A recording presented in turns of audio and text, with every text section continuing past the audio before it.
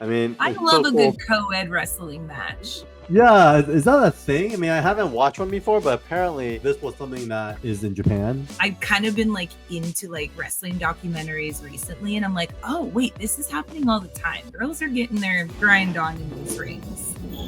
What's up, guys? Welcome back. This is 24/7 Comics Live, presenting our comic book club. This is now our 5th episode. We will soon reveal our book for this episode, but please, if you haven't done so already, click below, like, subscribe. We have lots of original content going on 24/7 Comics. So without further ado, our host with the most. Hey, I'm Carl Choi, co-founder and publisher of 24/7 Comics. Welcome back to 24/7 Comics Book Club. I think for us, we've, Sarah and I, we started early on, talking about comics that we love, and I actually recommended 2 of them. And we just finished one series, and then now we're starting another. So what do you think? I mean, we picked these 2 because I think there were 2 books that I gave you. What does it remind you of, like a year ago when you read these books? It's so crazy because we met at Comic-Con. It was like a whirlwind, seeing like how we could work together, what fits. And I got a few books, some 24/7 Comics books, and then King of Spies, and then this following book. And it's just really cool because you already knew my style. You're like, okay, she's getting back into comics. Let's give her something epic, something like packed full of action, and something like I've never seen before. Yeah, and I think, to be fair too, it's also creators are just kicking ass right now.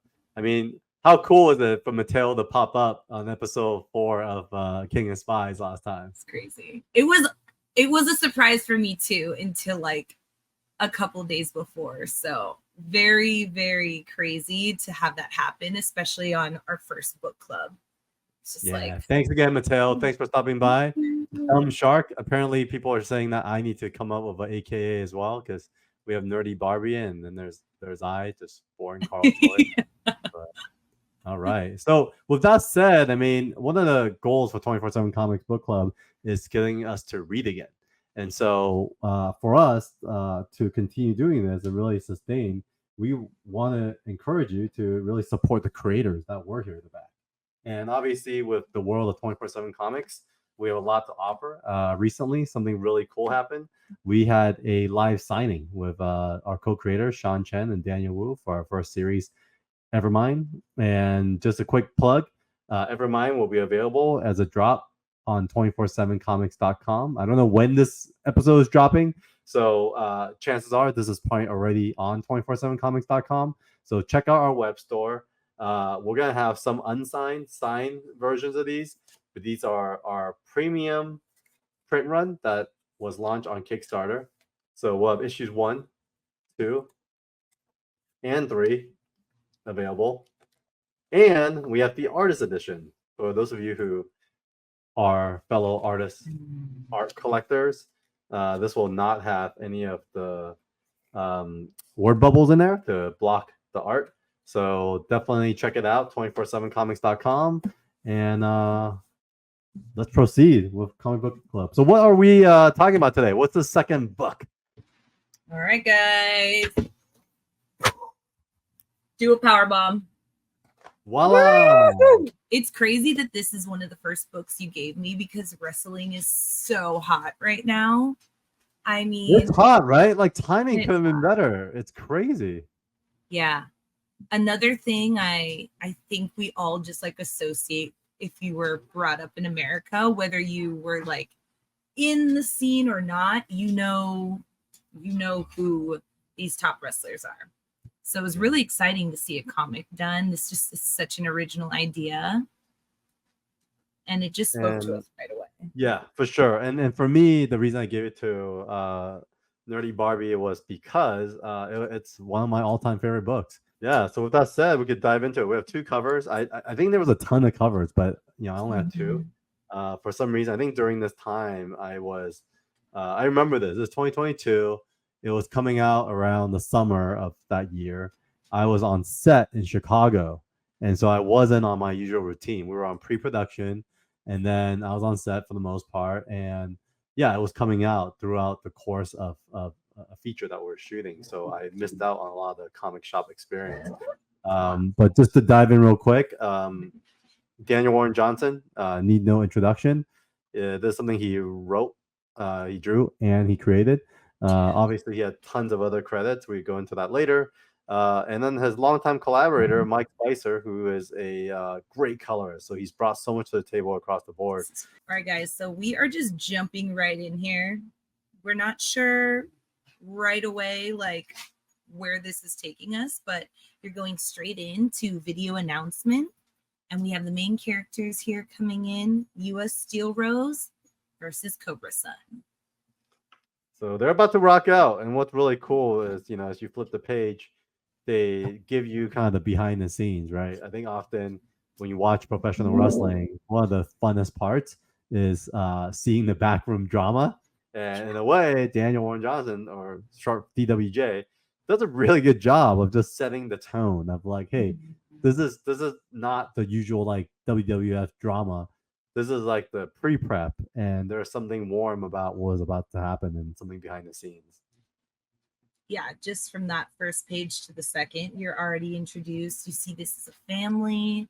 You see this is really like you said, what these wrestlers are really living. It's not going to be a wham bam thank you man. Like, this is going to be a dynamic story. So right off the bat, you are seeing that this U.S. Steel Rose main event badass babe is also a mom. Yeah, and the way Daniel Warren Johnson shows it is he's like a master storyteller. Because if you think about like how many panels out here, there's not a lot to work with, but from the proud father or proud husband showing up at the door to the way he holds her from behind. I mean, like everyone who's experienced love has kind of experienced this moment. And then these kind of like picture perfect moments, like the daughter running to her mom, and then the mom basically speaking to her before she moves on.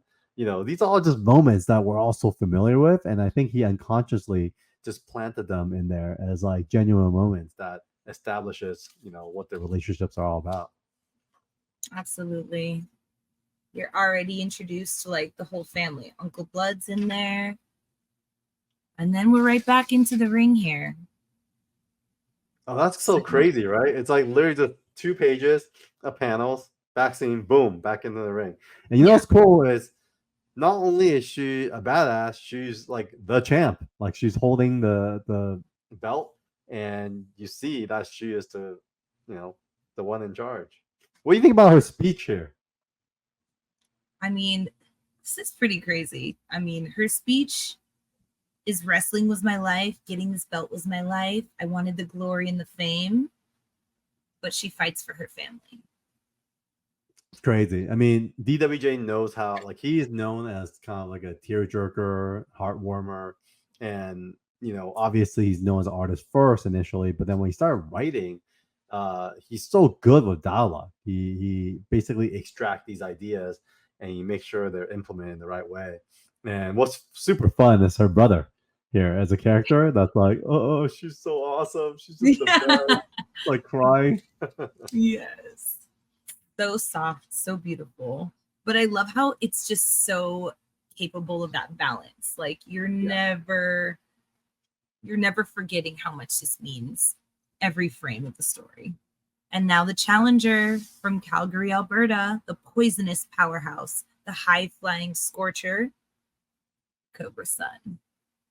Yeah, so fun. I mean, I love a good co-ed wrestling match. Yeah, is that a thing? I mean, I haven't watched one before, but apparently this was something that is in Japan. It's co-ed, and people, they just go at it. And I was like, well, that's kind of cool. So great. I actually wasn't sure about this when I read it like over a year ago, and then I've kind of been like into like wrestling documentaries recently, and I'm like, oh wait, this is happening all the time. Like it's girls are getting their grind on in these rings. Wait, so is this happening in the States as well, or just in Japan? That was so crazy. Oh, and I'm sure by the time this is airing, people will have seen you know, all of the Netflix documentaries surrounding wrestling. But yeah, Mhm. apparently, like when they started trying to be more relevant, they started introducing like, hey, let's you know, in the 90s it was very grungy and they were totally Yeah. okay with like, you know, kicking a girl in her underwear in the stomach. It's grimy. Do they do that now? It's out of fashion now.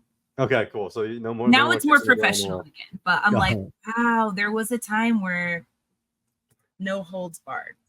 Only clotheslines and you know, chairs to the head Yeah, allowed. classics. More civil these days. But yeah, it's cool because Cobra-san comes out, gives his speech, and is kind of like the antagonist, right, of the story. And obviously, you know, she goes in hard, and they go right at it. And like you mentioned, you know, straight elbow to the stomach. Is that allowed today, or is that kind of an old school '90s thing? I think it's so. I don't know. I feel like it's all blending into UFC now. That's true. I mean, I don't know. If UFC got like a male female thing, I think we'd be in trouble. Yeah, seriously. Oh my goodness. All right, so we go right into the action. So this is kind of also what DWJ is known for. So I think, you know, undeniable. Like when you talk about DWJ action, it's the kinetic energy that his art brings. I think is what draws you into the page. I mean, look Yeah, at this panel here. This angle of like looking up into the lights. It makes it feel like you're there. You know, it's like a camera angle that's like right out of a movie. this panel composition is insane. It makes you feel like you're there. You're just like, what? Oh, whoa, okay. It's just incredible. It's crazy. And a that's one of the- pretty fair match up until now. Yeah, and it's a fun like display of how interactive wrestling is because how often does like a boxing match end up in the audience, right? But you know, he literally does like a backflip into the audience. So, you know, if that happened at UFC, I don't know. I think people will start suing. Right. And also just like the use of the primary colors, which we're so used to, like wrestling is like a soap opera in primary colors, but yeah, the backgrounds are so soft and like just so vibrant. It's incredible. All right, so we flip the page and we're about to get into a moment here. You know, obviously one of the trademarks when it comes to wrestling is everyone has their like trademark moves, right? And so Cobra-san's about to pull off his, and what happens? So he's doing the setting sun, and unfortunately, this is something that does happen in sports and in life. He slips, he makes a mistake, and unfortunately, this other wrestler pays the price. So Steel Rose is down. She is down for the count. It's so sad too, because so you can tell he's struggling, and like what's really cool is this panel here. Like it's like the slip moment, and then he drops her, and I guess he like breaks her neck or something. Yeah, I mean, look at his eyes just after he slips. Like that is torture. Rough. And then the daughter and the uncle right there. Just a rough landing for US Steel Rose as the ref checks on her. So, Mom, wake up, wake up. Yeah, it's she is cool. Out. Yeah, she's totally out. I mean, not even a little bit of a respawn. Boom. Yeah. So yeah, it's you know, kind of chaos ensues, right? Like people are, you know, getting her on a stretcher, moving her out, and then we get a really interesting observer here, right? There's like an old TV, the tube version, obviously, if you look at the little glare here, but also a smiling face, like he saw like a moment of opportunity. Very creepy. He says, "This doesn't look good. Accidents happen in the ring, folks. It's an awful truth." And this creepy man says, "But a real one." Yeah, sad. Well, he's smiling. He's smiling. He's got his upside down cross. He got the Kanye glasses. I thought that was So we jump to the hospital, and then you know, I think what's a really powerful tool when it comes to like showcasing relationships are flashbacks, right? I think in comics, I think is not used as often. I think as I like. I actually feel like flashbacks work really well to fill in the blanks, and DWJ uses it very effectively here. It's crazy now that you mentioned it in that last panel. Like his angles are so crazy. Like bug eye, you're just a fly on a wall in this little life right here. There's like a fisheye lens, right, of the room. Yeah, like fisheye. Yeah. Yeah, look So at all these see all the details too. The posters of her mom, the stars on the ceiling. Have you done that? I did that as a kid. I still have those stuff somewhere in my house. Because in 2020, I like relived all of my little things. I spent that extra money on useless things. It's great. Yeah. No, all of us. I think all of us did. So yeah, it's cool. It shows the relationship, the mom. It's a messy kid's room. But man, like I wonder where Daniel got this reference, because it's amazing in the context of how he put this room together. For me, it's always that little details that make books become my favorite, because I'm like, oh wow, they got all of her awards and all of her posters and all of her action figures. Like, it's just awesome. And I can't even imagine how long this one panel took. Yeah, you know what's crazy? He's so fast. If you watch him draw, like he's a master. Like he literally blasts through pages like no tomorrow. I'm sure he has a Friday night stream called Friday of D-Dubs, and you watch him draw, and he'll like literally finish a page through the stream while he's talking to people. So it's pretty impressive in a way, his ability. Right, so here's the relationship. That's a little Easter egg for you guys. Something else cool to watch. Yeah. So here's the relationship. They're obviously doing a flashback, and she has a real conversation with her daughter about death and life. Existential crisis right here. Yep. And then it cuts back to the hospital where now, so sad. The uncle comes on and says she's gone. Every time, it's just so like these illustrations of emotion are just so much more impactful to me than like watching an actor on television. It is, right? Like he just knows how to color everything, the emotions of it all. Like even like the way he did this panel here, he literally had it's like a wide lens shot. It's her hugging the uncle, and then the father just like, man, lost a mom. Destroyed. Yeah, destroyed. And then cut to 10 years later. Fast forward 10 years later. Boom. What are we seeing here? Right to the action. Things are going quite the same. She's being punched in the face. Ready. And now we have Lana Steel Rose. So what I love, it's very subtle in here, but the announcer is confirming that she did follow her mother's footsteps. She's wrestling, and she took Lana Steel Rose as her name in honor, of course, of her mom and her family. Well, and what's crazy is like, there's an action-packed, two pages with the sound effects, the boom, dodge, bam. And it's so like, it's so young, it's so youthful. It's so like her version of what her mom was doing. It's a little scrappy, but she's getting it. And look at this beast. Wow. Yeah, she don't give a crap. You can tell, like her energy. She's just kind of like, bring it, let's go. That's not all you got. She's trying to prove herself, definitely. What's the outcome of this? She's out. Yeah, so she's out. I mean, she has a backroom conversation with the uncle. I think this was very important conversation as well, because the uncle is basically telling her like, don't do this anymore. You gotta move on.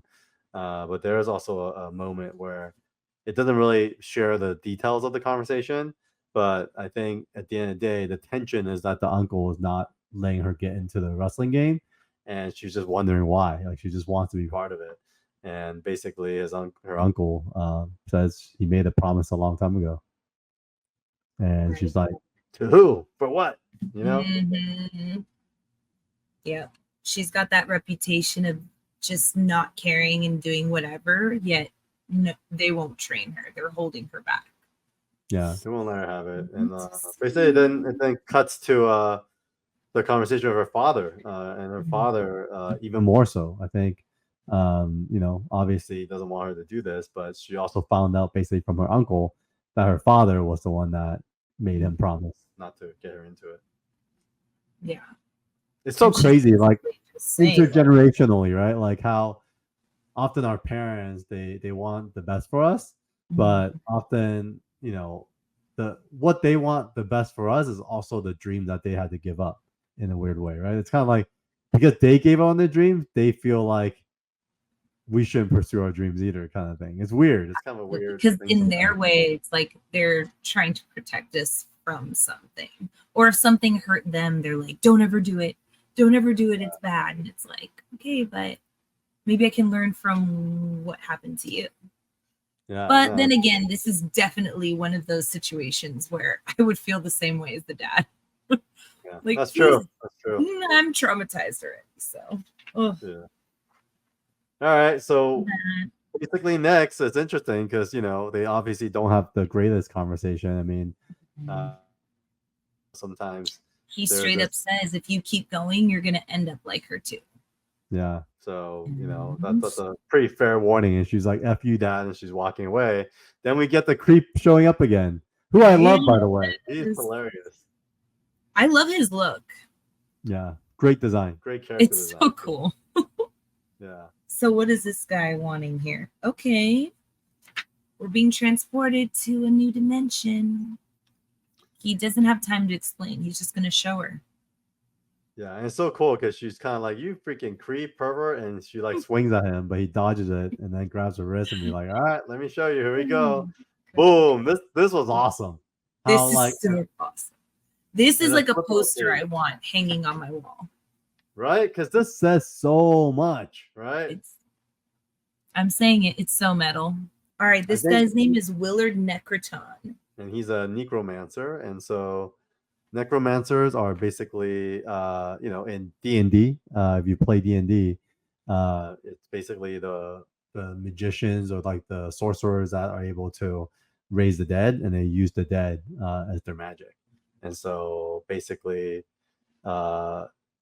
DWJ brought a necromancer here, and ultimately offers super into wrestling. Luckily, offers her a choice, right?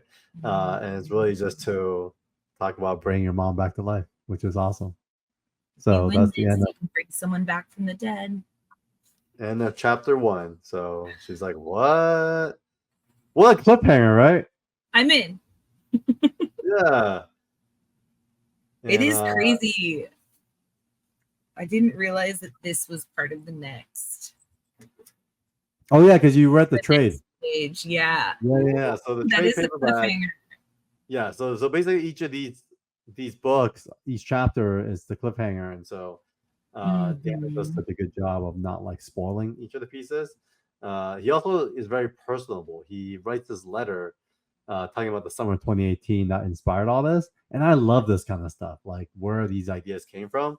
And in short, I guess he was having a very young daughter. She wouldn't go to sleep, and so at a young age, she basically spent a lot of time with her and was just watching Japanese wrestling.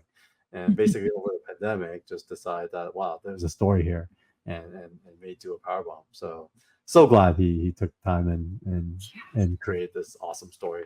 It's another kind of thing that he does that I don't think a lot of people do anymore is welcome fan art. And so people send him a bunch of fan art, and he actually publishes it inside the books. And what a great way to engage your fans. And merch. Oh, I like this. No, I should have worn my t-shirt. I actually have one of these. I should buy one of these t-shirts. So I have these stickers as well, I think. But I think Daniel. I love it. The belt sticker. Oh, that's cool. Yeah. Daniel actually gave these to me. That is Chicago. Awesome. Oh, the necromancer so cool. Belt is so cool. Yeah, so cool. But yeah, nice. I mean, with that said, man, welcome to the world of Do A Powerbomb, folks. I know. How do you feel after reading issue 1? I know you read this in the context of like a trade paperback, but does it feel different going through issue by issue like this? It's so different, like watching you page through it. And I'm not exactly sure why. There's just something about having that clear cliffhanger moment where you're like, oh, I can't wait to get back and read the next one. Yeah, there's something about that, and I wish that design can come back. But the design of having a book a month, I don't know. I feel like it's too slow for the current meta. Mm-hmm. So I hope the comic book industry can reinvent itself and find a new cadence that would get people excited to read this way again. But for now, we'll present it as is through this comic book club. And you guys, if you guys are interested, you should definitely purchase the comics or the trade and just read along with us. And let's talk about these things and what it's all about. Yes, we love it. I want to definitely do more suggested books from you guys. So as always, please make sure if you have any suggestions. We definitely like some lesser known books, anything that you were like, wow, I didn't expect to love this so much. We would love it that much. So don't forget, drop your suggestions in the comments. And these two are actually pretty big books with King of Spies and Do A Powerbomb. Mm-hmm. But typical indie books don't get a lot of marketing. And so I think, if there are other books that needs more exposure, we hopefully can, read them ourselves and share them with the audience. And until then, please subscribe, like below, and share this with a friend. And we'll see you at episode 6. Episode 6.